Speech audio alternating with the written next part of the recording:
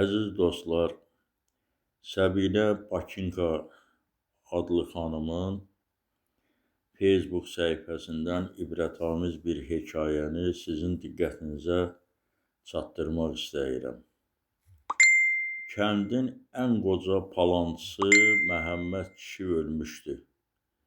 Bütün eşşəklər kənd meydanında toplaşdılar. Şıllaq atıb, oynamağa, anqırmağa başladılar.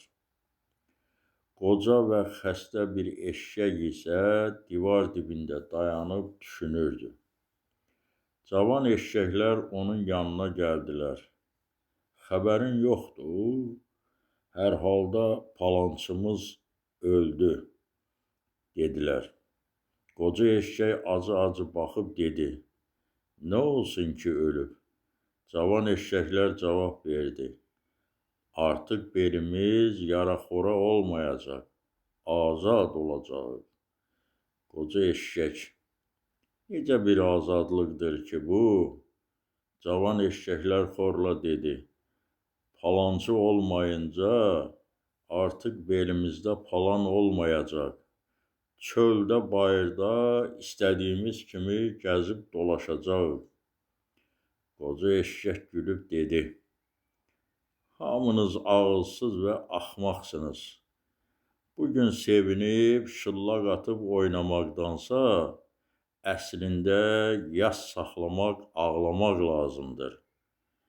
Məmməd kişi yaxşı pis belimizin ölçüsünü bilirdi.